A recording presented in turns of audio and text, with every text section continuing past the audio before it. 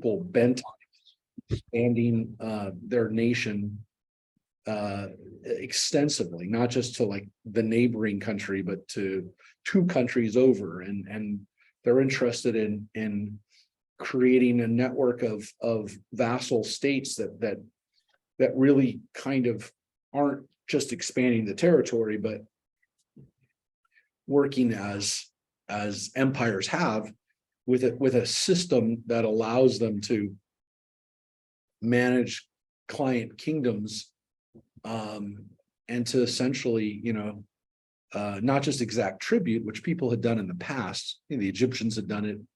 There were, the Assyrians had done it. We had done it. King David had done it.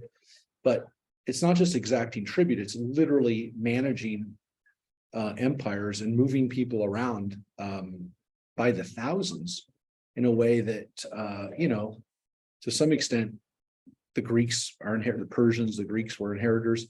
And then, of course, as we know, the Romans perfected it. And then, everybody else since then has, I think, really paled in comparison to what the Romans did. But the age of empires, to some extent, some people say, begins with the Assyrians, who we meet today in the Bible. And when we first meet them, to some extent, they're not nearly as big of a threat to us, because the authors of our Bible, the Judeans, were not originally as scared of them as the North was. The Northern Kingdom, which ended up being destroyed by the Assyrians, is really not quite as blasé about the Assyrians. But you'll see it a little bit, and we're going to have a chance to take a look at the Book of Kings today, and we're going to do something which we don't always do, which is we're actually going to fly back and look at the Book of Chronicles too, which is the other book of history. We're going to do that today for a very important reason.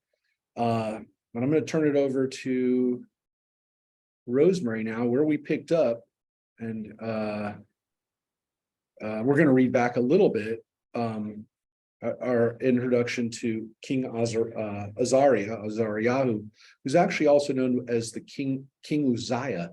He actually has two names in the Bible, but if you look at the beginning of chapter 15, this is where we're going to start. So, Rosemary? Okay. In the 27th year of King Jeroboam of Israel, Azariah, son of King Amaziah of Judah, became king. He was 16 years old when he became king, and he reigned 52 years in Jerusalem. His mother's name was Yekaliah of Jerusalem. He did what was pleasing to the Lord, just as his father Amaziah had done. However, the shrines were not removed. The people continued to sacrifice and make offerings at the shrines.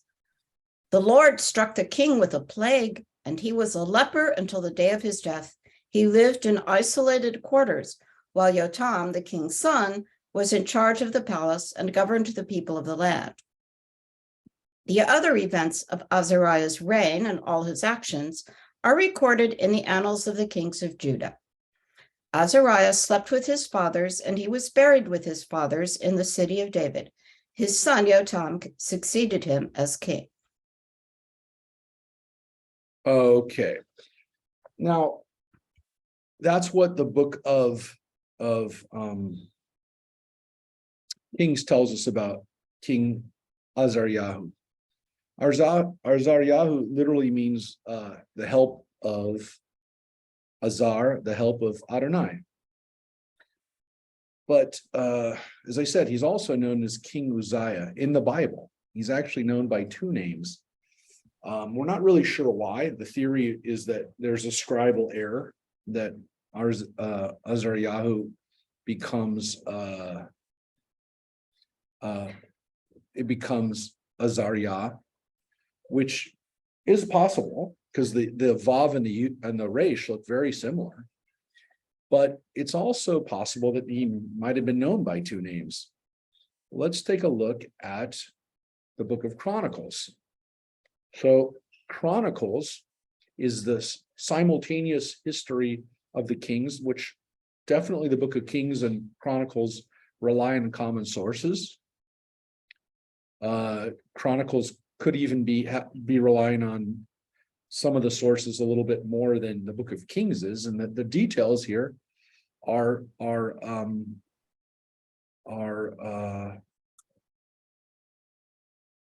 in some ways even more in depth, which kind of leads us to believe that this, like the book of Kings, condensed them. But let's look at what it says about him. Let's look at King Uzziah or Azariah.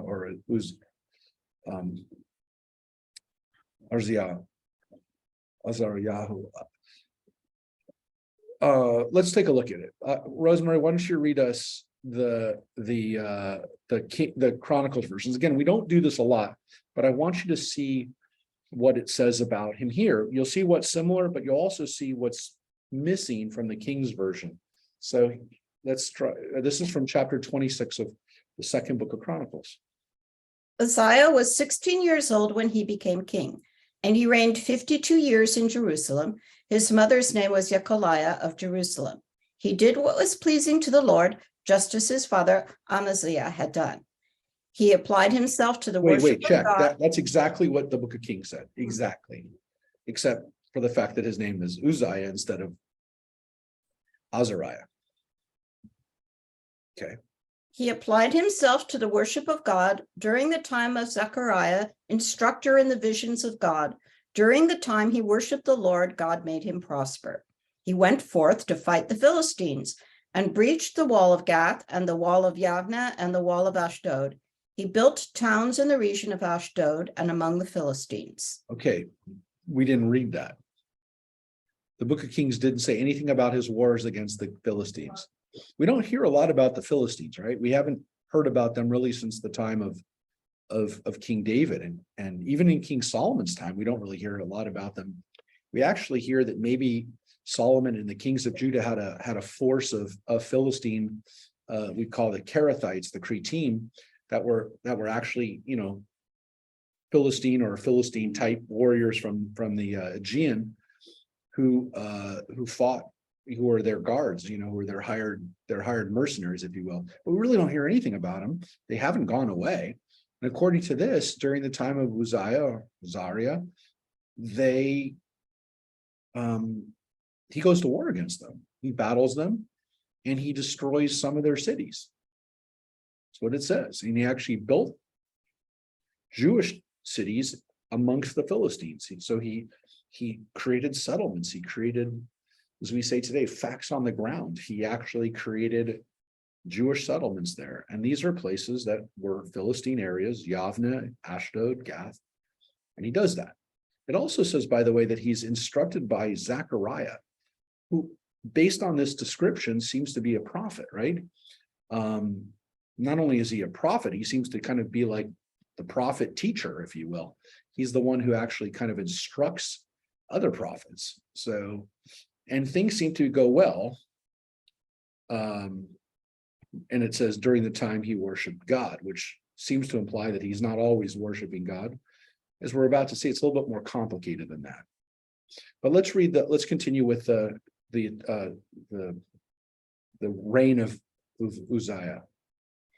God helped him against the Philistines, against the Arabs who lived in Gurbaal, and the Meunites. The Ammonites paid tribute to Uzziah, and his fame spread to the approaches of Egypt, where he grew exceedingly strong.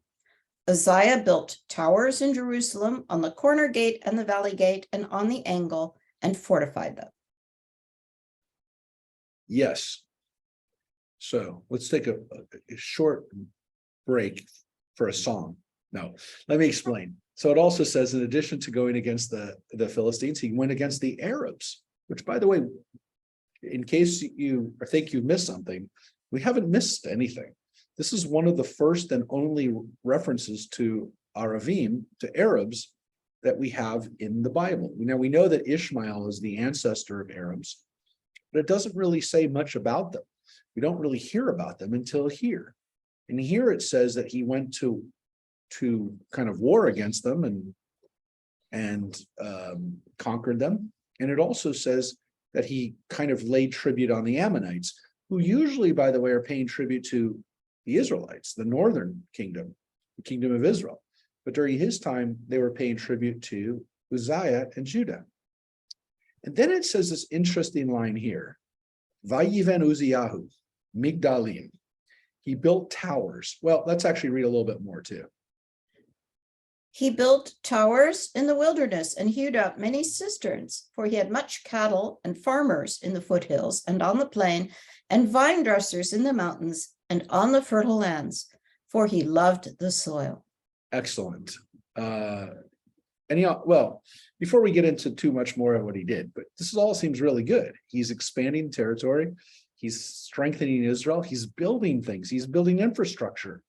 This is all really good stuff. Now the song. And the song is this song. I will bring it up right here. I'm going to bring up this version of it. Let me hopefully get a good version of this that you can hear. This is the version of Vayiven Uzziyahu, which you might have heard.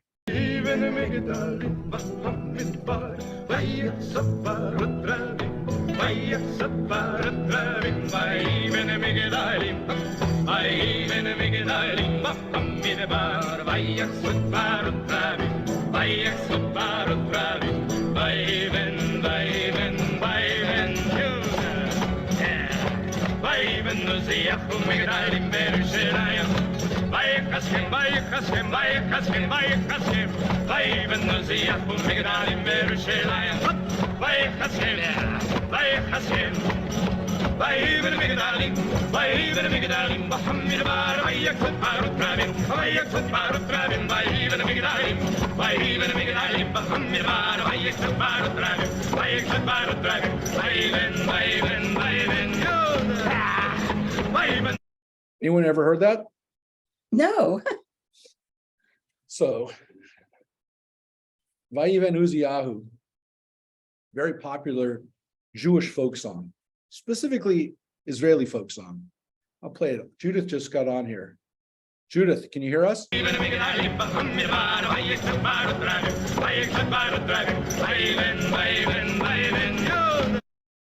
Anyone else? Anybody heard it? Anybody into Israeli dancing? Yes, no, anybody? Very, very popular Israeli dancing song. It came out around the time of Sena, which is super popular. I mean, That one I've heard. people all around the world did versions of Sena. Pete Seeger did a Sena. A lot of people. That Vayiven Uzziyahu was done by Barry Maguire, who was a big folk singer. Also kind of helped create contemporary Christian rock music in the 60s and 70s by using popular folk music and laying it down Christian messages, if you will, and biblical. Barry Maguire's best known for his hit Eve of Destruction, which was a big hit and very powerful song about war and about, you know, what human beings are doing to each other. Anyway, so that's Barry Maguire's version of Vayiven Uzziyahu, which it means and Uzziyahu built these things. Anyways, the song was very popular for dances. It was a big, and still is a big Israeli dance number. And the dance is just kind of a circular, you know, it's a dance where you go round and round and you pound as you Vayiven Uzziyahu, and it gets you know, you can do faster and faster and faster, and it's a very powerful song. And again, it's based on those lyrics, and as Israel was being redeveloped as a country, it was a you know, these songs of Israel, of Israel's kings and Israel's strength, these became popular themes for the music. So this is about Jewish construction. This is about Jews building things, right? And so when Uzziyahu is building these things, Israelis are literally building them at the same time. They're building up the highways, and they're building up the bridges and the infrastructure. And so as they're building them, they're looking into the Bible. We're looking into the Bible in the 1940s and 50s and say, let's look at these historical precedents for us. And King Uzziah was. So this is a little bit of the music of the Bible and how it came about. But that's literally these three words: Vayiven Uzziyahu Migdalim. Vayiven Uzziyahu Migdalim. So it's really interesting that line from Chronicles became a song. Anyways, but we're not done, because I want you to also see what Uzziyahu did. Uzziah had an army of warriors, a battle-ready force, who were mustered by Yel the scribe and Maaseiah the adjutant under Hananiah, one of the king's officers. The clan chiefs' valiants totaled 2,600. Under them was the trained army of 307,500, who made war with might and power to aid the king against the enemy. Uzziah provided them, the whole army, with shields and spears and helmets and mail and bows and slingstones. He made clever devices in Jerusalem, set on the towers and the corners, for shooting arrows and large stones. His fame spread far, for he was helped wonderfully, and he became strong. Yep. So not only did he build up infrastructure, he built up the army. Now we know he went to war, right? That's important, obviously, for kings to do too. But it's also important to build up the infrastructure of your military. Make sure you arm them, right? You have to spend money on their armaments. But it also says, and this is this kind of interesting little, however this is translated, it's translated differently in different translations, but essentially he made this translation of, he made clever devices set on the towers and corners for shooting arrows and large stones. These are ballistas. These are obviously fairly large, battle equipment, which it seems as Israel didn't really have before. And you're starting to see a theme here, which is that he's like King Solomon. He is referred in ways to as king, which we really haven't seen since King Solomon. Now, remember, he becomes king young when his own father is assassinated. He is raised by the priests and the prophets and guided by them. And then, as we already read, he gets sick, and then he has a co-regency at the end of his life with his son, Yotam. We're going to get to that now. But in the meantime, he did a lot of really good things. And he's actually referred not only in the book of Kings and the book of Chronicles, but we actually read about him in the other prophets too. So the prophet Isaiah talks about him. The prophet Amos talks about him. Things that went on during his lifetime. And also, of course, what went on during his lifetime was the rise of the Assyrian army, which is also something that we're going to talk about today. But let's read a little bit more about Isaiah. Uzziyahu. It is in Isaiah too, but let's read this story of what happened, his downfall. When he was strong, he grew so arrogant he acted corruptly. He trespassed against his God by entering the temple of the Lord to offer incense on the incense altar.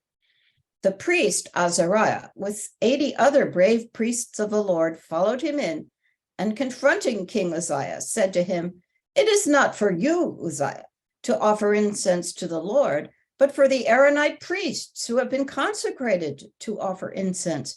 Get out of the sanctuary, for you have trespassed.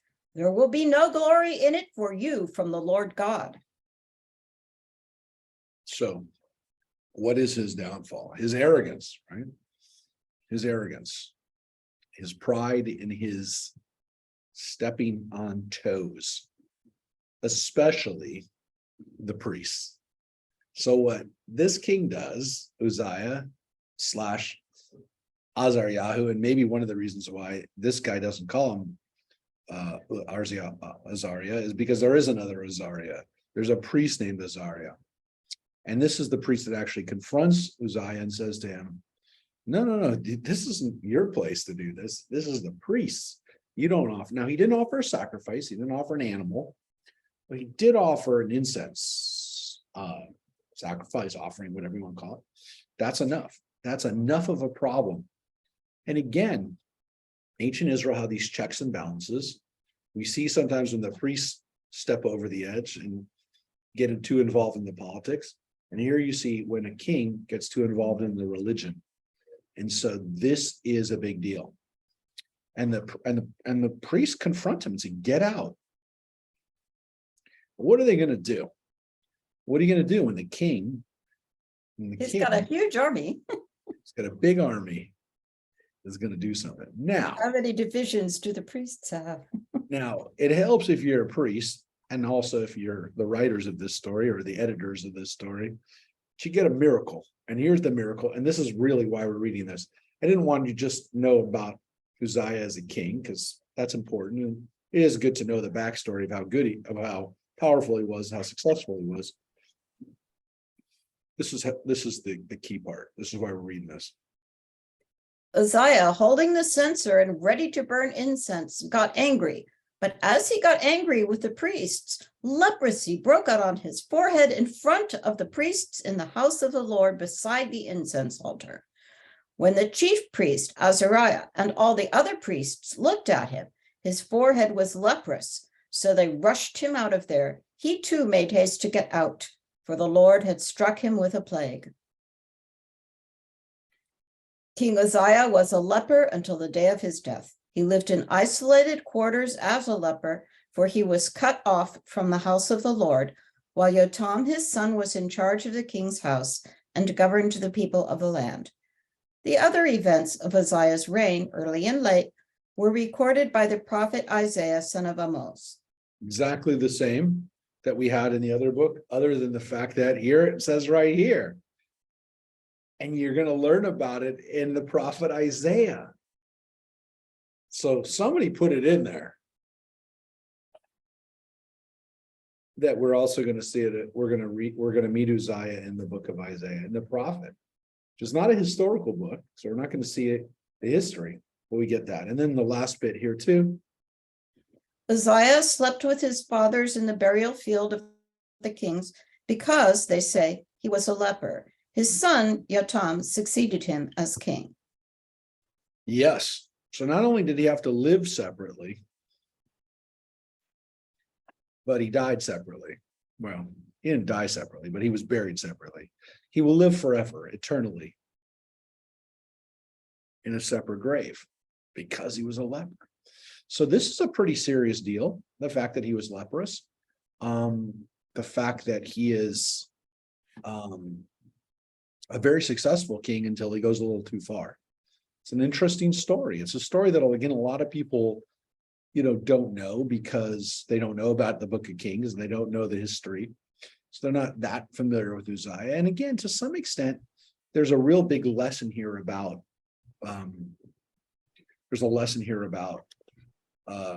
hubris, but also about the checks and balances, right? And the reason that they exist is to stop, one branch of leadership from expanding too much and taking too much power and, essentially doing whatever they want. That the checks and balances exist even before, we talk about checks and balances in our government.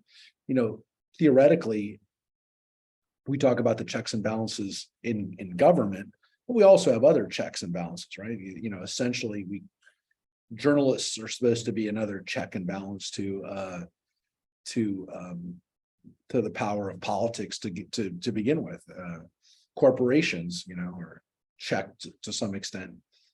Business, right? All of these different institutions are kind of checked by each other. So it's not just the government. Throughout history, we've had these checks and balances. So look, it's an interesting history of Uzziah that, we get. And the intention of the Bible is not to teach us history, but we also, we also learn something interesting in the Talmud about him, and also to some extent, it's interesting. And Josephus might have been might have been referring to excuse me, these other traditions. And actually one of the traditions is from the book of Amos himself, which is that there was an earthquake during the time of Uzziah. And the earthquake during his time was very strong. And we will also have found evidence of this earthquake. So the earthquake is referred to in the prophet Amos, which is during the time of Uzziah. It says here, during this time, and they're still talking about it 200 years later. One of our last prophets, Zechariah, different Zechariah than we just read about. Zechariah talks about an earthquake during his time, predicts that there will be an earthquake, which will be like the one from Uzziah's time. So it was really big. And we think we found evidence from this. As you can see, some of the debris is from the middle of the 8th century, from this time. And they say the earthquake was at least 7.8, but likely 8.2. Now, folks, that's a big earthquake. That is an earthquake that you do not want to be around. Big. And so what's interesting about this is that, so it says right here, almost says the earthquake. So here, this is the part I want you to see here. Hopefully you can see it. Amos's prophecy can be dated to sometime before Jeroboam's death, with the earthquake 2 years after that. These dates are consistent with the dates given by archaeologists.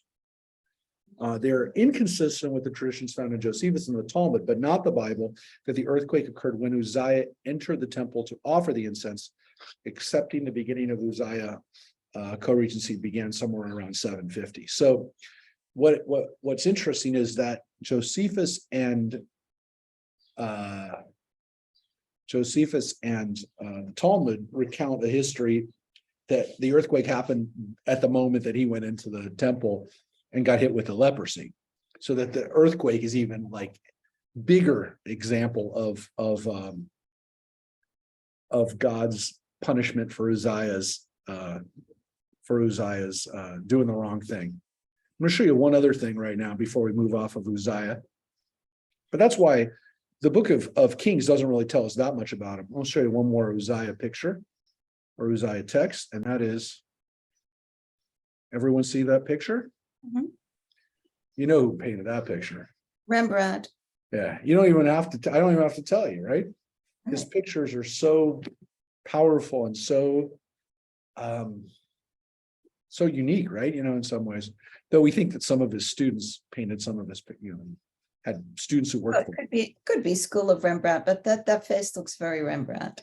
but it, right? The point Right. is whether it's a school or not, or they're, Shakespeare wrote all his plays or whatever, but people know it. They know the style, right? They know it from just looking at it.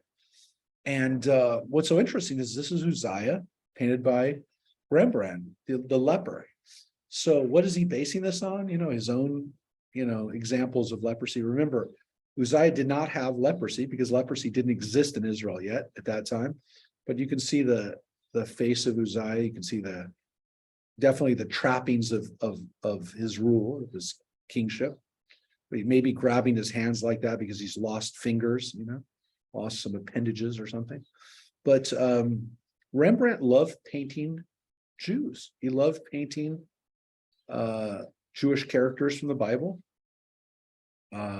He loved painting, from what we know, he loved painting Jews in Holland. He would paint, for a lot of his subjects for his biblical paintings, he would actually paint Jewish people. Sometimes he painted himself. So sometimes we're not sure whether the person in the picture is really Rembrandt, kind of putting his own face into this, like this one. But the point is that he was captivated by these stories, Rembrandt, and Uzziah is an interesting character for a lot of reasons, not least of which, there's this lesson in there about, how much power one person can have, even if they're good, even if they're a good person, that there's only so much that one person should be able to do. And so that's the lesson, if you will, the legend of Uzziah. And now, anybody have any things that they want to share about Uzziah / Azariah? Well, we're going to move on then, because we're going to move back to the north, but let's take a look. In the 38th year of King Azariah of Judah, Zechariah, son of Jeroboam, became king over Israel in Samaria for 6 months. He did what was displeasing to the Lord, as his fathers had done. He did not depart from the sins which Jeroboam, son of Nebat, had caused Israel to commit. Shallum, son of Jabez, conspired against him and struck him down before the people and killed him, and succeeded him as king. Yeah, that's actually where we left off last week. Another uprising coup in the north of one person who leads an uprising, but as I showed you, compared to some of the modern stories of Iraq and Syria, very similar, which is the coup leader ends up dying, and one of the other co-conspirators or one of the other people or somebody else, even from a whole different family, takes over as in that vacuum. The people turn on and actually, of course, it happened during the French Revolution, like all the time, right? These stories of the coup just never stops. So we don't really know anything about this guy, because he was king for 6 months. So whatever events are related, read that. The other events of Zechariah's reign are recorded in the annals of the kings of Israel. This was in accord with the word that the Lord had spoken to Jehu. 4 generations of your descendants shall occupy the throne of Israel. And so it came about. Yeah, and so Jehu's family is a dynasty, really, in some ways, the most successful dynasty in the north. Like, the Omrid dynasty was pretty successful too, but his was really successful. The 4th generation, Zechariah, only lasted 6 months, but technically speaking, 4 generations get to reign, and it's a long time for the north.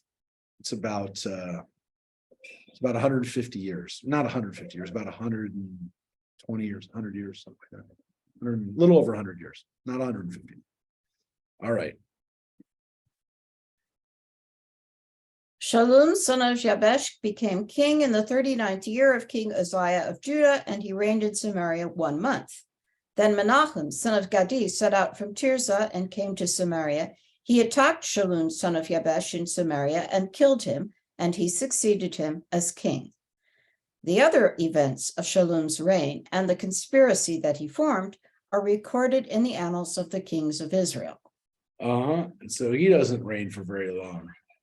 So this is, this is downright British. Yep.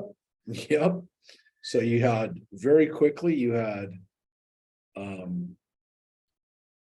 Shallum, you have Menachem, and here's what we read about him. At that time, marching from Tirzah, Menachem subdued Tifsa and all who were in it and its territory. And because it did not surrender, he massacred its people and ripped open all its pregnant women. Yeah, so this is part of the civil war that's going on in the north, that King Menachem, went on a rampage against one of the cities that wouldn't go over to his side. So it's pretty bad. In the 39th year of King Azariah of Judah, Menachem, son of Gadi, became king over Israel in Samaria for 10 years. He did what was displeasing to the Lord. Throughout his days, he did not depart from the sins which Jeroboam, son of Nebat, had caused Israel to commit. Yeah, we don't really know what else he did.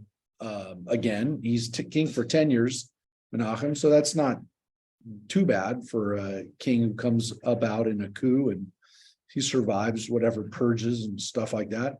But we really don't know anything else about him other than he continued to allow people to worship in the north, which makes sense. It made the priests make it sound like that was a much worse sin than massacring pregnant women. Pregnant women, exactly. Yeah, I mean, look, they called it out. I mean, they did call it out, right? They did recognize that that wasn't a good thing. But yes, in the scheme of what's going to make you bad, that's what makes you bad. Continue to worship like Jeroboam did in the north. So, what can I tell you? This is their deal. And now, folks, we get to where history changes. So sometimes you see things, you read things, and if you don't know the rest of the history, then you don't realize how significant they are. This is where everything changes. King Pul of Assyria invaded the land, and Menachem gave Pul 1,000 talents of silver that he might support him and strengthen his hold on the kingdom. Menachem exacted the money from Israel. Every man of means had to pay 50 shekels of silver for the king of Assyria. The king of Assyria withdrew and did not remain in the land. Yeah. So King Pul of Assyria comes in, and Menachem pays him off 1,000 talents as tribute. It seems as though, this makes sense, given that there's a huge army that's sitting in his territory, that he pays the guy off. But clearly this didn't make people happy, because Menachem didn't take the money out of his own pocket. He made everybody else pay it. And so, assumedly, 50 shekels, which is a lot of money. It's a significant amount of money for somebody. It's for some people, that would be not for necessarily a person of means, but it could be a year's salary for somebody. It's a lot of money. It's the cost. It's more than a cost of a slave, of a human life, if you bought a slave. So it's a lot of money. And assumedly, again, he didn't take it from that many people. He took 50 shekels, if you figure it out. I mean, he took it from 20 people. It's not that much, but this is the Assyrians. This is the Assyrians making their way. This is not Syria. This is not Aram. This is Assyria. And this is, in Hebrew, Ashur, Melech Ashur. So, again, we know a lot about the Assyrians because we've actually excavated their palaces. Nineveh is their capital, was their capital. You can see excavations from Nineveh, the British Museum. You can see them at the German Historical Archaeological Museum in Berlin. You can see the treasures taken from Assyria by those European empires. 30 years ago, 40 years ago, most people would have said how horrific it was that the British, French, and Germans stole all these artifacts. During the war in Iraq, over the last 20, 25 years, most people would say, thank God they took them, because they otherwise probably would have been destroyed or wound up being in people's private collections around the world. So yeah, it's a strange accident. And again, I guess for people who might look at this 100 years from now, 200 years from now, they'll just say it's another example of colonial intrusion into the Middle East, but it is what it is. Right now, we're living through it, and we know that a lot of those treasures would have been destroyed because ISIS destroyed ancient sites. They did it. I mean, there's no argument that they did it. The Europeans didn't force them to do it. We didn't force them to do it. America didn't force them to do it. Israel didn't force them to do it. ISIS blew up these cultural, historical landmarks on their own. So, yeah, it's tragic. Nineveh is, as we talk about during the time of Jonah, when we read Jonah, it's right at the city of Mosul, which has been a violent been violently attacked during the siege of during the time of America's involvement in Iraq. I don't even know how you call it a war, but the Iraqi war, the war in Iraq, the war that we fought to rid the world of Sodom. I don't, whatever you want to call it. And then following up during the last 5-6 years ago, when ISIS was taking control of huge parts of Iraq and Syria, that area was also heavily contested, and much of it was destroyed. So these are historical facts, which I guess are still going to be discussed and evaluated further in our history, in human history. But right now, this is Assyria, and this is where it was. And this is where we are in the Bible. So let's take a look a little bit about what happens now in the north. The other events of Menachem's reign and all of his actions are recorded in the annals of the kings of Israel. Menachem slept with his fathers, and his son Pekahiah succeeded him as king. In the 50th year of King Azariah of Judah, Pekahiah, son of Menachem, became king over Israel in Samaria for 2 years. He did what was displeasing to the Lord. He did not depart from the sins which Jeroboam, son of Nevat, had caused Israel to commit. Yeah, so Menachem's son Pekahiah is going to become king. I don't know what to say, other than he's only king for 2 years, so not a long time to be king, because his aide, Pekah, son of Remaliah, conspired against him and struck him down in the royal palace in Samaria. With him were 50 Gileadites, with men from Argob and Arieh, and he killed him and succeeded him as king. The other events of Pekahiah's reign and all his actions are recorded in the annals of the kings of Israel. Yeah, and so as you can see, over this period of time, which is about less than 15 years, you have 5 kings in the north. It's not good. There's not stability. And again, there definitely is chaos in the royal city of Samaria, capital. But look, if in the background you have Assyria mobilizing and threatening and coming into the country, creates a lot of chaos, and it creates a lot of uncertainty, and it creates a lot of fear, and it creates a whole lot of instability in the government. And so it makes sense that the people in the northern kingdom are freaking out. And so there's this series of coups that happen.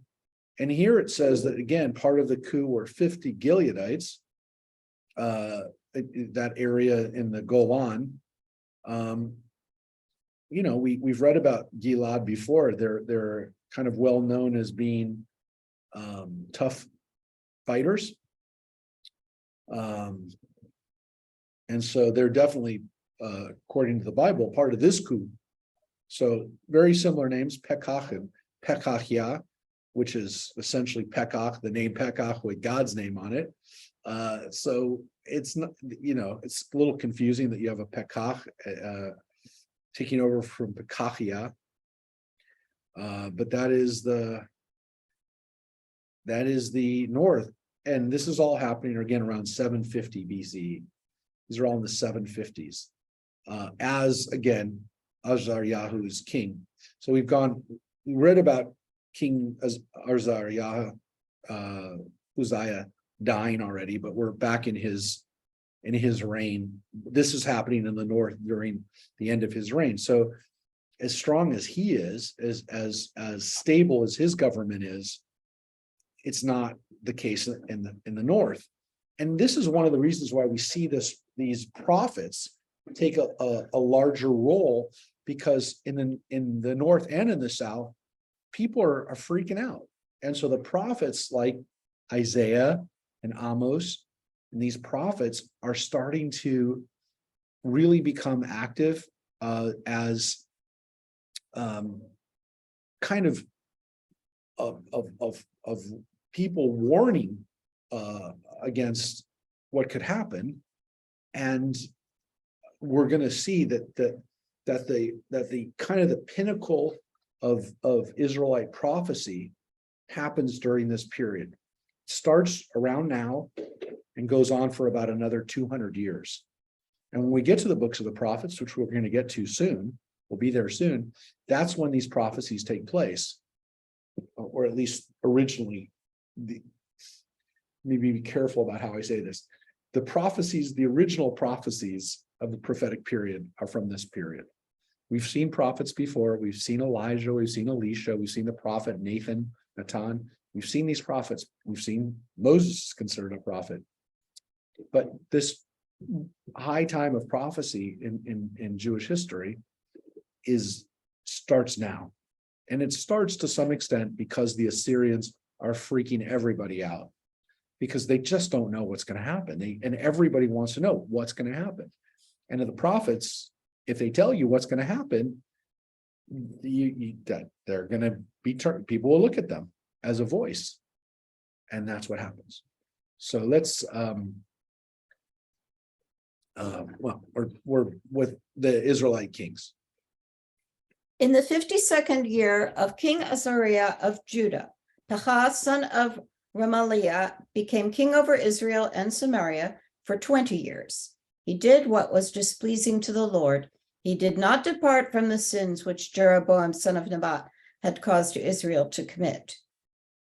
In the days of King Pekah of Israel, King Tiglath-Pileser of Assyria came and captured Eon, Abel Beth-Makkah, Yanoah, Kadesh, Hazor Gilead, Galilee, the entire region of Naphtali, and he deported the inhabitants to Assyria. Yeah. So this is really serious, because now you actually have Israelites, descendants of Jacob, the tribes of Israel, being picked off and taken away. This what we're reading is the beginning of the lost tribes. This is losing the tribes. So the Assyrians capture these places in the north and start taking people away. So this is the Galilee. To look at a map quickly of what we're talking about here. This is the this is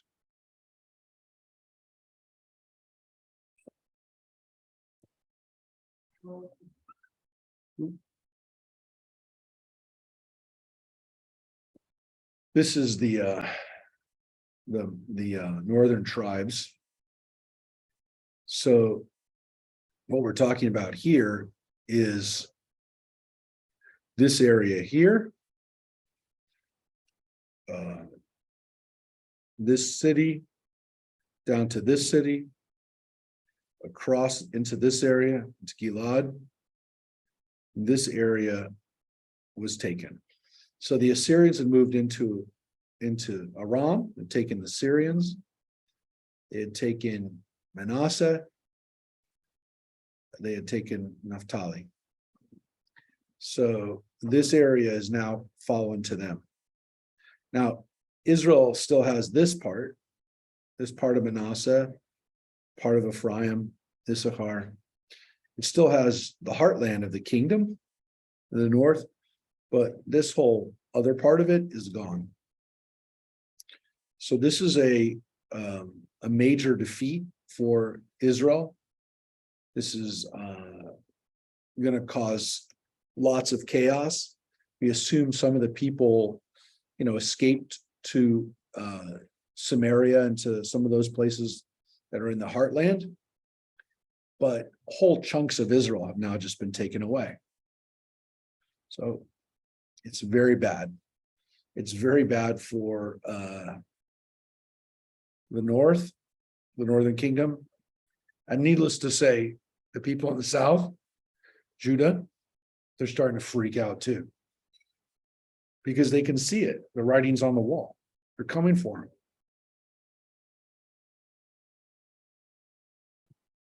Hoshea, son of Elah, conspired against Pekah, son of Remaliah, attacked him and killed him. He succeeded him as king in the 20th year of Jotam, son of Uzziah. The other events of Pekah's reign and all his actions are recorded in the annals of the kings of Israel. In the 2nd year of King Pekah, son of Remaliah of Israel, Jotam, son of King Uzziah of Judah, became king. Yeah. Remember, there's an overlap here between the kings of the north and the kings in the south. Let me just show you that for a quick second, just so you can remember the kings.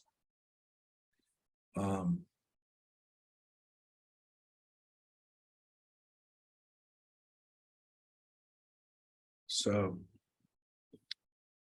here is the list.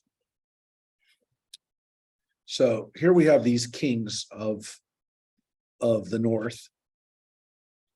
We have Zechariah, Shalom, Menachem, Pekahiah, and then Pekah. And then you can also see this next king, Hoshea, that we're going to get to. All of this happens in the north over a period of 30 years. And during that time, you have King Pekah, who, again, all these people, well, not all these people. This guy is a usurper. This guy's a usurper. This guy's a usurper. This guy's a usurper. So you had 1, 2, 3, 4 kings that become kings by virtue of killing somebody. You only have one person who actually inherits the throne, and he only inherits the throne for 2 years. And so this is a really bad time. In the north, this is all during the time of King Uzziah and King Jotam.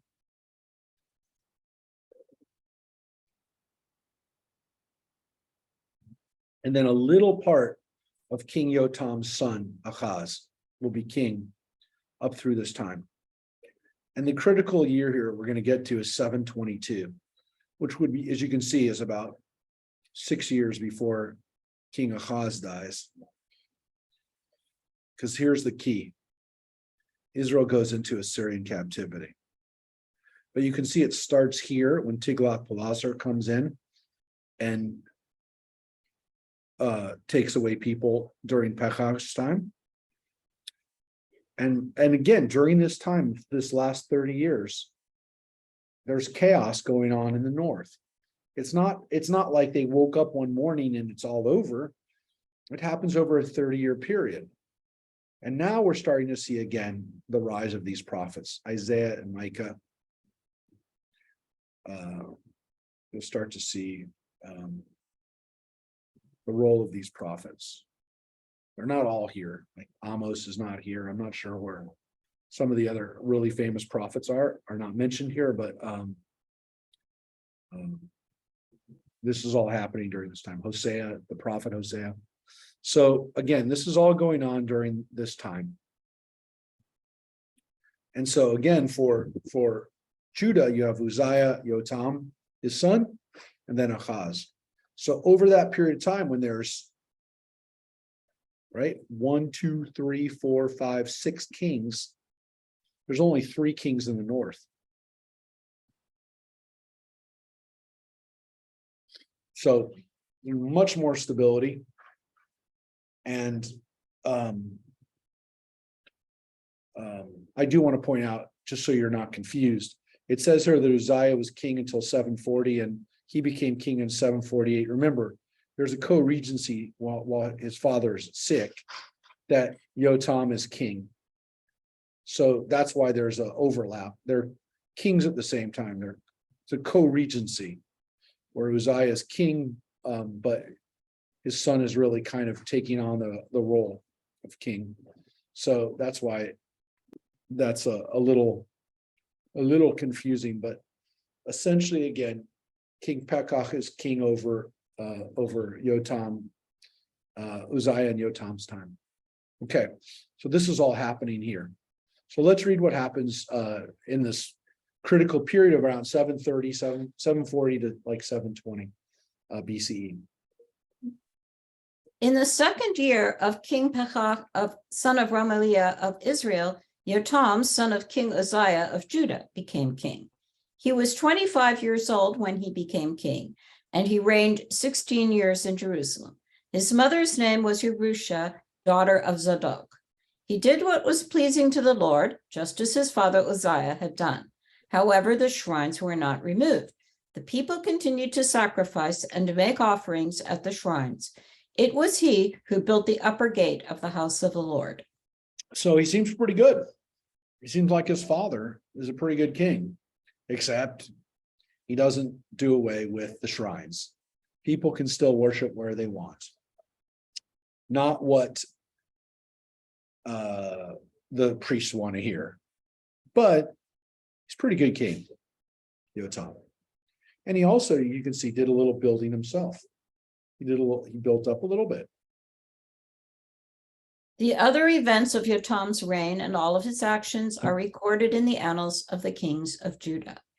In those days, the Lord began to incite King Rezin of Aram and Pekach, son of Remaliah, against Judah. Yotam slept with his fathers, and he was buried with his fathers in the city of his ancestor David. His son Ahaz succeeded him as king. So Yotam, we don't hear much about. We don't hear anywhere near about it as much about him as we hear about his father Uzziah or Azariah.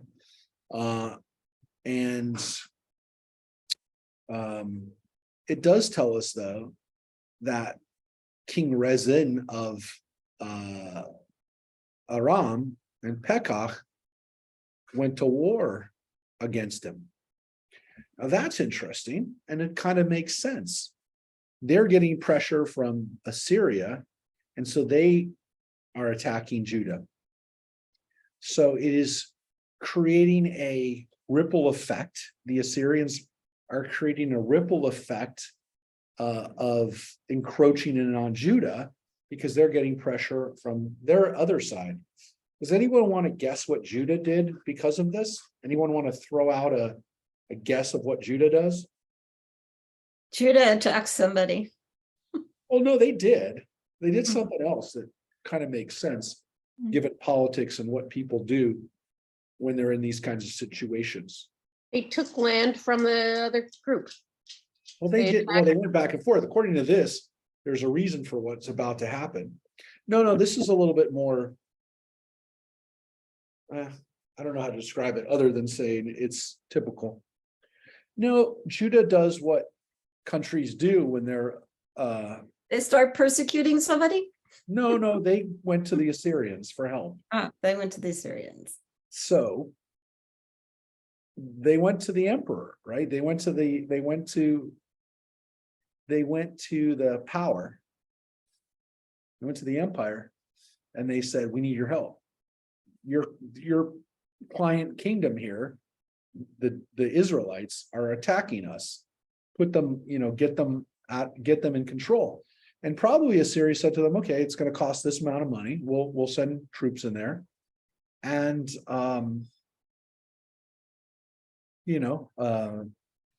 perhaps they used Judah soldiers to fight against Israel.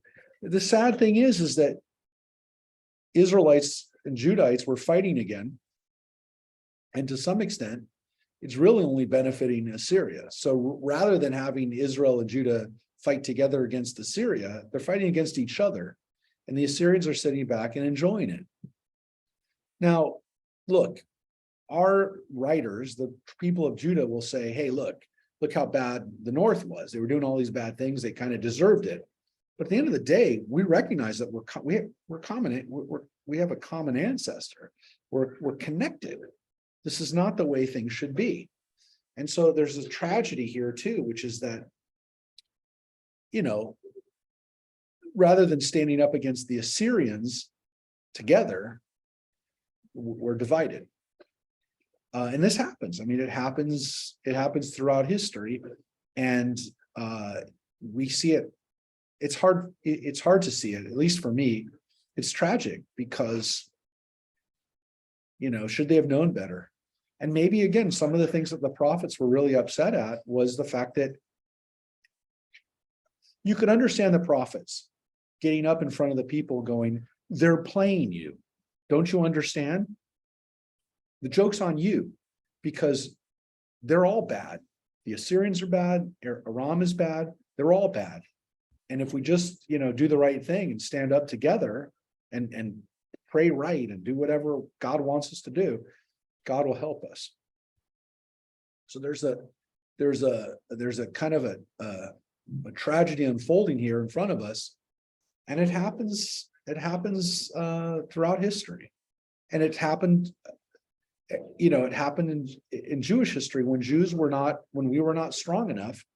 We got played against each other, and it happens with other ethnic groups. It happens with other peoples. I'm not saying we're unique in that way. Actually, we're like everybody else in that way, and that people will play us against each other, and we fall for it, and we fell for it. And in some cases, we end up making a deal with the devil, and that's a tragedy. And the Assyrians are the devil in this, for sure. There's no question. Because as bad as some of the Israelite kings are, we just read about one of them that tears up pregnant women. The Assyrians go on a whole nother scale. And we see it in their archaeological records and their accounts. We see it from the Bible. And we'll see it throughout time. Whenever there's a country like Assyria. By the way, the irony of Jewish history is that about 700 years after this, the Maccabee kings who defeated the Greeks, Judah Maccabee and his brothers, right? They were great heroes of Jewish history. According to the book of Maccabees, the way that they got the Greek Syrians off their back, right? The guys from the Seleucid dynasty.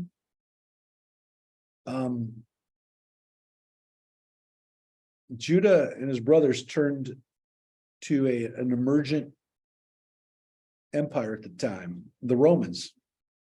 And the Maccabees made a pact with the Romans. And basically, they signed a mutual defense pact, if you will.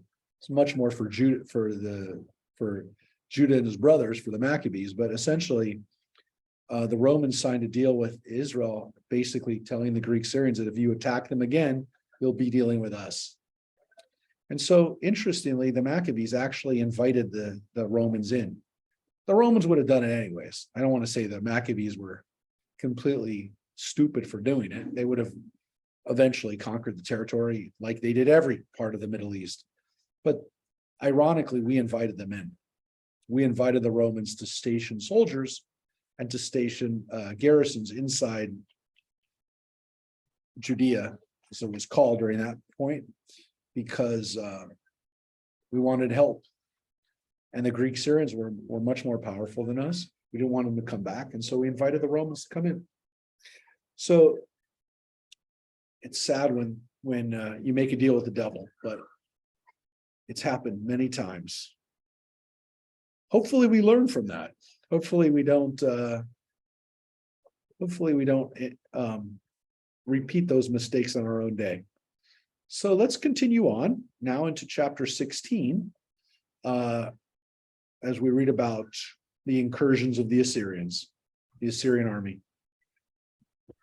In the 17th year of Pekah, son of Remaliah, Ahaz, son of King Jotam of Judah, became king. Ahaz was 20 years old when he became king, and he reigned 16 years in Jerusalem. He did not do what was pleasing to the Lord his God, as his ancestor David had done, but followed the ways of the kings of Israel.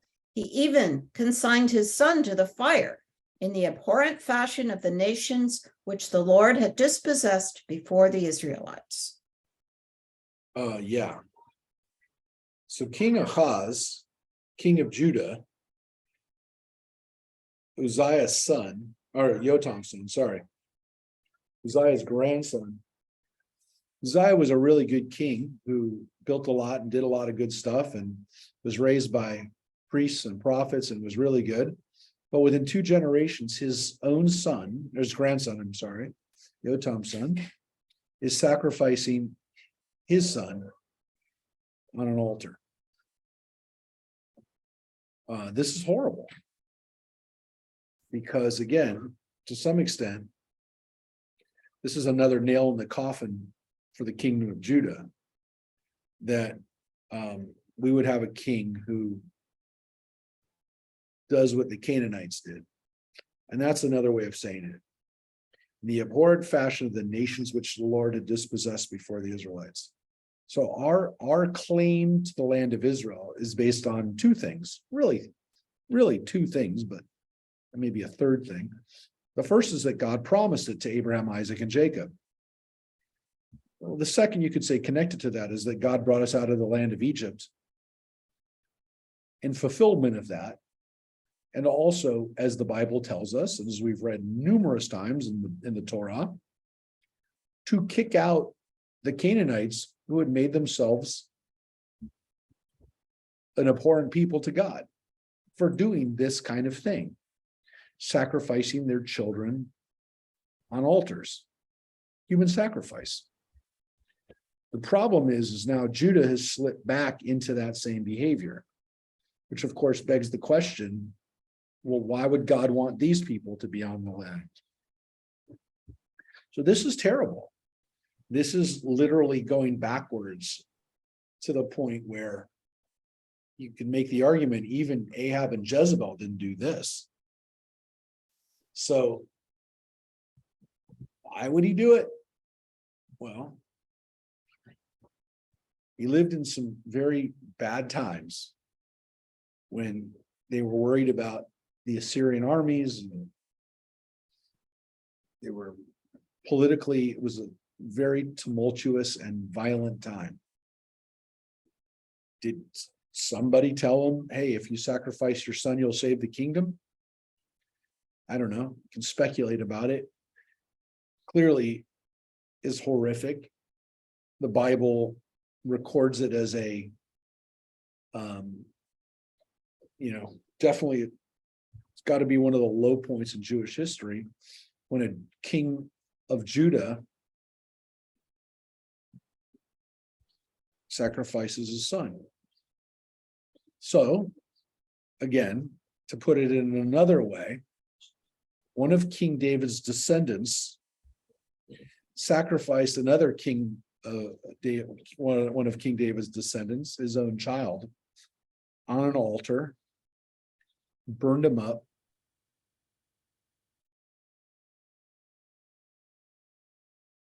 I don't know. You could say that this is one of the low points in Jewish history. This line right here, that he consigned his own son to the fire. Yeah. One of David and Solomon's descendants did that. Pretty much doesn't get much worse than that. He sacrificed and made offerings at the shrines on the hills and under every leafy tree.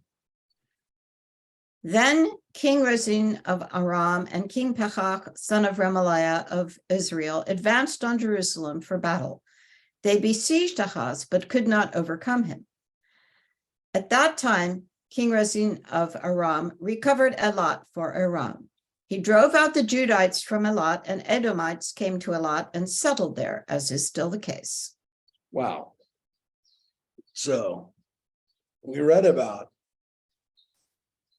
the kings of Judah taking Elat. And again, to share the map so everyone can see it. That's really far south, obviously. But wow, I don't know. I'm still a little upset about somebody sacrificing their son. But yeah. So Eilat, which is the Red Sea port that still is an important port for Israel, is let's show everybody that on the map right now. It had been at one point controlled by Aram. Judah takes control of it, and then Aram just took it back from Judah with the help of, you read it, with the help of Israel, the kingdom of Israel. So here's where Eilat looks like today. There's Eilat. There's Aqaba, the Jordanian city. There is cooperation between the two communities, the two cities, so that there can be joint maritime cooperation. It's important, obviously, because as we go out, the Red Sea, all the trade comes in through the Red Sea from there. Remember, before the development of the Suez Canal in the late 1800s, which allows goods to come through the Red Sea, the only way to get from India and China was to go all around the bottom of Africa. So the Red Sea port of Eilat was very, very important because people would go into Eilat, they'd bring their goods up Jordan Valley. There were ports here on the other side of the Red Sea, but not as developed as probably Eilat was at the time. And this trade route up through here, back up to the Mediterranean, back up through here, connected essentially India and China and Arabia and all these other places with the rest of the world, was through here. There was also people would come up through here, Iraq, they came up through the Persian Gulf. They would come up through here to get products around the Fertile Crescent up to here. But it's much easier if you have like ships, big ships, to come up here and then bring them up here or bring them up here. This trade route up along the these passes, this valley through the Dead Sea, and then up either on this side of the Dead Sea or this side of the Dead Sea. This was a major trade corridor for centuries. And the Arabs actually controlled this area for centuries until they became, oil people. But up until the time that they had oil, the main thing that the Arabs did was they controlled caravan routes, both from the Red Sea, when people would come up here or come up here, or that they would, or up through here. But their main job, their main source of revenue, the Arabs were controlling trade routes through the desert to the Mediterranean. That's primarily what they did. And so all of these ports, whether they were ports along the Persian Gulf, in the Indian Ocean, or here in the Persian Gulf or in the Red Sea, this is what the Arabs did. They essentially controlled those routes. That was the way they made money. And Israel, for a time during the ancient world, biblical period, this is how they made money, by bringing goods through here. Now they didn't come up here because this is desert. Up through here is valley, and there's water and there's runoff. It's not dangerous. Coming across here is dangerous. You come up here and then you go off to these directions to the Mediterranean. These are trade routes. So this is what taking that away from the kingdom of Judah did, was essentially render it without that source of power. The Bible tells us that after Judah got kicked out, the Edomites came in and settled there. And it says it's still the case. So Judah is never able, after this period, they're never able to reclaim a lot. So they lost the Red Sea port as a part of their revenue. They still had obviously the Mediterranean coast, and they will later on. The Mediterranean coast is good, but they lost that whole trade route through the Red Sea. It's gone. And it says, according to this, they never get it back. And again, who do we blame for it? King Rezin of Aram and King Pekah from the north. They're the ones who take it away from Judah. So that's not a good thing. So King Ahaz kills his own son as a sacrifice. He loses territory. It's not good. Let's read it. Ahaz sent messengers to King Tiglath-Pileser of Assyria to say, I am your servant and your son. Come and deliver me from the hands of the king of Aram and from the hands of the king of Israel, who are attacking me. Ahaz took the gold and silver that were on hand in the house of the Lord and in the treasuries of the royal palace, and sent them as a gift to the king of Assyria. So again, this is what I was telling you is so problematic, is that King Ahaz turns to Assyria for help. And so what does he actually do? He not only begs them for help, he sends them treasures from the temple. He took stuff for God and gave it to the king of Assyria. Yeah, that's where the money's coming from the temple. The king of Assyria responded to his request. The king of Assyria marched against Damascus and captured it. He deported its inhabitants to Kir and put Rezin to death.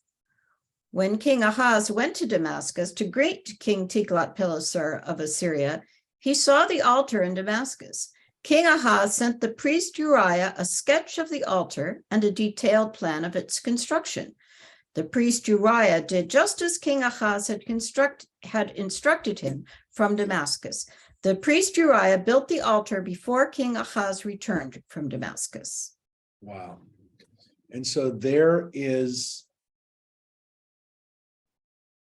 well, an interesting footnote in Jewish history, which is that King Ahaz goes to Damascus to celebrate with Tiglath-Pileser of Assyria, the emperor. It says king, but he's really an emperor. And he celebrates with this guy who helped destroy part of Israel. And of course, he also destroyed part of Damascus. And what's interesting here is it says that he also deported the Arameans. He took them into exile too, right? He took them to Kir, which is in his kingdom in Assyria, and he repopulates an area of his kingdom with the Arameans. So it's not just Israelites that get exiled. It's also, according to this, Aram. But also interestingly, he actually loves what he sees in Damascus when it comes to altars. So he sees this really cool new altar in Damascus, and he takes dimensions. He copies it, right? He draws it out, sketches it out, and he sends it to the priest in Jerusalem, Uriah, and says, I want an altar like that. Let's do an altar like they have in Damascus. Let's build a real fancy new altar. Now, what's so weird, of course, is that Ahaz has no issue offering up his own son on an altar, but yet this altar is important to him because he somehow sees that, oh, you got a really fancy altar in Damascus. We need to have an altar like that. Seems to, again, display a certain vanity and a certain insanity, if you will, that King Ahaz has when it comes to what's really important. When the king returned from Damascus, and when the king saw the altar, the king drew near the altar, ascended it, and offered his burnt offering and meal offering. He poured his libation, and he dashed the blood of his offering of well-being against the altar. As for the bronze altar, which had been before the Lord, he moved it from its place in front of the temple between the new altar and the house of the Lord, and placed it on the north side of the new altar. And King Ahaz commanded the priest Uriah, on the great altar you shall offer the morning burnt offering and the evening meal offering and the king's burnt offering and his meal offering, with the burnt offerings of all the people of the land, their meal offerings and their libations. And against it you shall dash the blood of all the burnt offerings and all the blood of the sacrifices. And I will decide about the bronze altar. So this, assumedly, this altar, which goes back all the way to King Solomon. Well, it may not have, but we haven't heard of a new altar since then. He gets rid of it. I mean, he doesn't get rid of it, but he says, I don't want that anymore. We're not using that one anymore. We're using this one. And of course, as you see, he actually dedicates it, which again begs the question, like, that's not his job. That's not what a king is supposed to do. And yet he does this. Well, I mean, you saw what happened. His grandfather, King Uzziah, gets hit with leprosy for doing arguably less than that, right? Uzziah simply offers up incense. This guy, according to this, ascends the altar, not the incense altar, the sacrificial altar, the altar on which the sacrifices mizbeach, the actual altar, offered a burnt offering and a meal offering, and poured libation, right? Poured oil on it, and dashed the blood of the offering on the altar. Everything that only the priest is supposed to do, he just did. I mean, it's nothing compared to what Uzziah did. I mean, this guy performs human sacrifice, does jobs that the priests are supposed to do. Arguably also now just said, we're not using that old altar anymore, which again, he doesn't have any authority to do this, assumedly. Not good.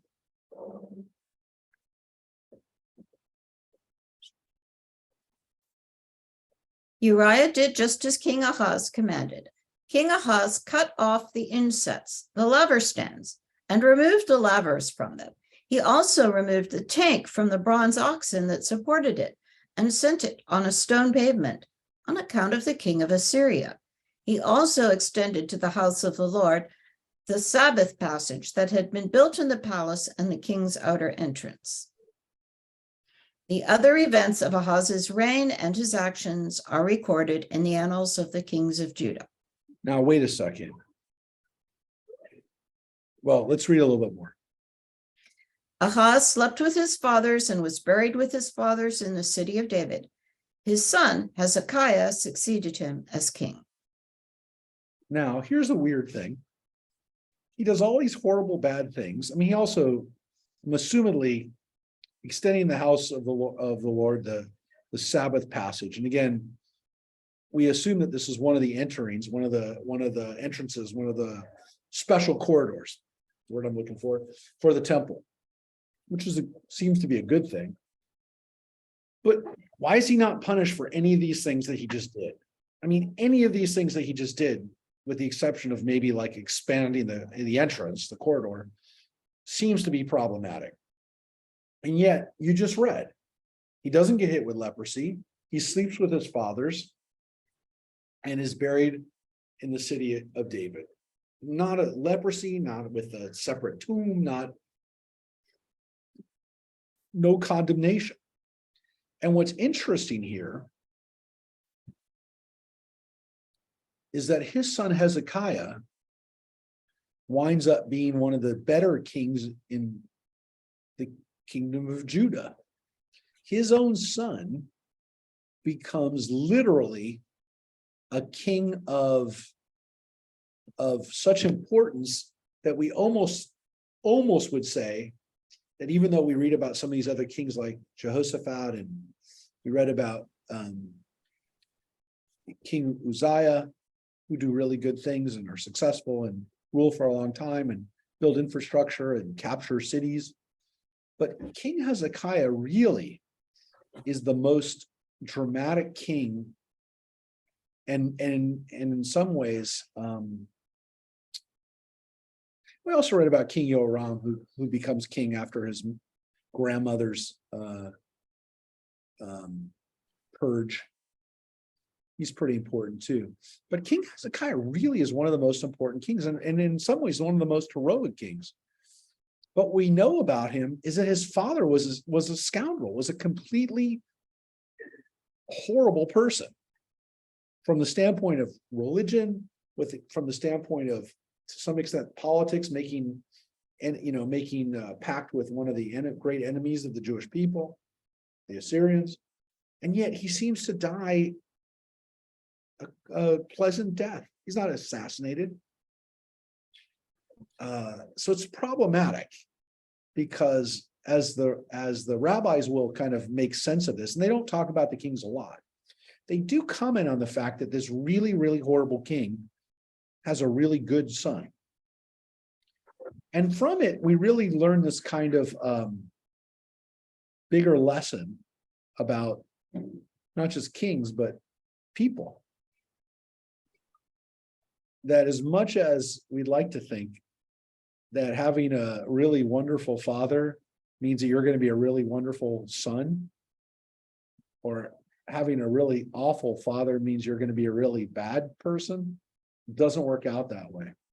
And the Bible likes to point to Ahaz and Hezekiah as a perfect example of, you never know. Now, I will tell you, unfortunately, goes back. So it's not like Uzziah, Hezekiah changes everything around. I wish that was the case. It's not the case. We go back and forth, but it is a great lesson never to assume that somebody is going to be good or bad based on who their ancestor was, their father or grandfather, whoever. So it is a really important thing. I'll show you this. Just looking at the kings of Judah. See, here's Uzziah. We say is good, and then he becomes evil. Well, it becomes leprous. He definitely. They don't give a very good. They don't give a very good accounting of Uzziah once he decides to offer sacrifices. His son Yotam seems pretty good, but then Ahaz we read about was not good. Just now, arguably one of the worst. Offers up human sacrifice, but his son Hezekiah is good. He's good. Starts off good, ends good. The next son, Manasseh, as you can see, is evil and then turns around, but goes good, evil to good, and then evil again. This guy's bad too. And then this guy is really good, but his son's not good. So there's a pattern here, which is the pattern is it goes back and forth. The pattern is good, bad, good, bad, good, bad. It's almost like you can't get two good ones in a row. And that's an interesting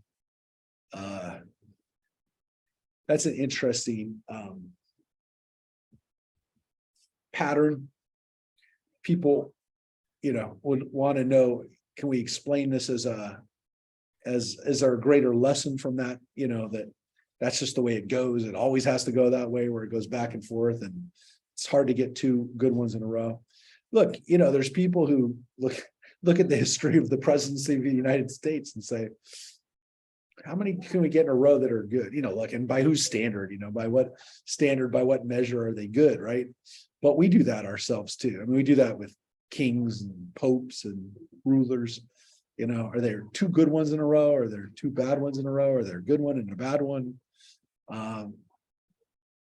It's it's interesting to look at these patterns and to try to figure out if there is a lesson, or if there's something we can take away from these from the lives of these people. But as the rabbis kind of take away from it, it's no guarantee. Again, it's not that it can't happen, but it's also that it's not necessarily going to happen. You can't rely on the goodness of the previous generation, that's going to rub off on the next generation. And I think that's a really important lesson, because that lesson is one which is never take for granted that behavior counts, that we can't just rely on genetics. And the other thing is that, we, at the end of the day, we don't get credit, and we don't get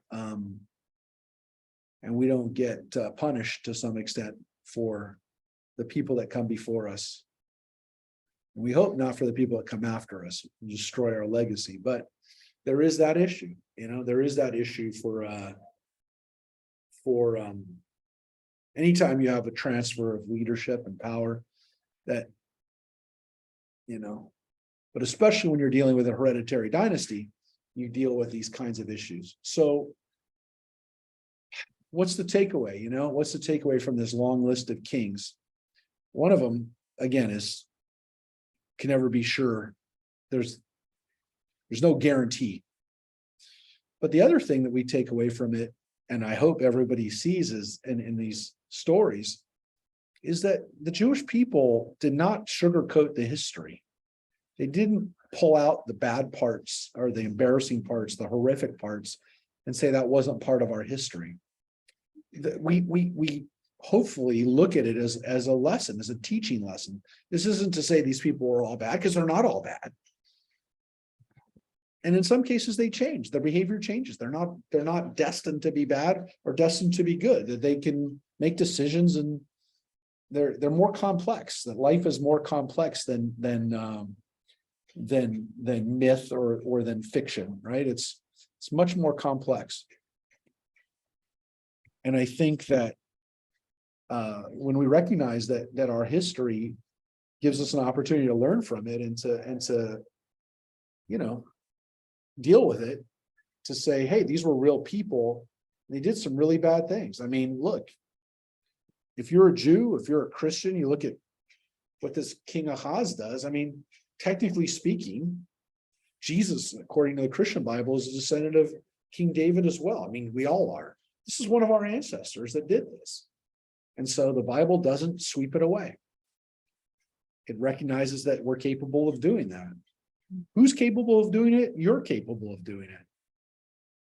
So, yeah, we're left with an interesting takeaway here. And next week, we're going to finish up here today at this place.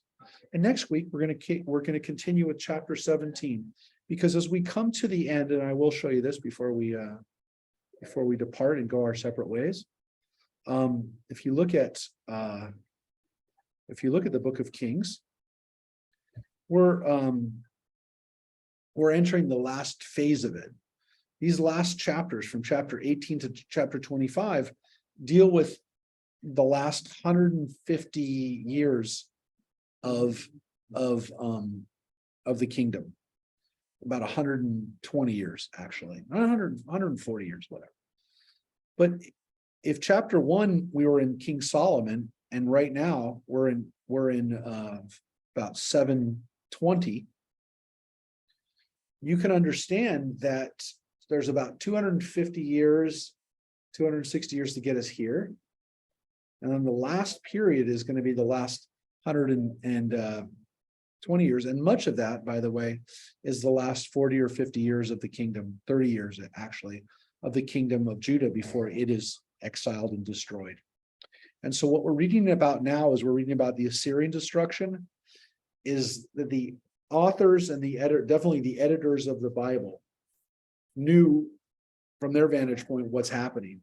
And so the Assyrian exile is the precursor and it's the lesson, the cautionary tale that they are going to remember for when the Babylonians make their emergence and become the next empire. So thank you, Rosemary, for helping us. you. We are going to be virtual next week as well. Just next week, we'll be virtual, and then we'll be back in person, but the week after. But want to thank everybody for being with us. And so I will now rejoin my wife in the beauty of Mexico right now. So it's hard to believe I'm here, but I will tell you this. It's great being in Torah, because wherever we are, wherever place we're at, we're in the presence of Torah, and we're studying Torah. So I will just show you right there. Oh, beautiful. We're gonna go back. Wait, show again. I'll show one more time. Yeah, He's in Mexico. that's what That's lovely. we're gonna be. I didn't want to do that for you, but I do want to tell you that there is no time to not study Torah, including on the porch here of the Cabo Azul Hotel in Cabo. Come on, you couldn't have bucked up for oceanfront. This is pool front, John. We can't afford it. This is John. Yeah, I'm a rabbi of a temple in San Antonio. Thank you. And with that, I bid you adieu. Bye, everybody. Have a wonderful time. Buenos tardes. Bye-bye. Bye-bye.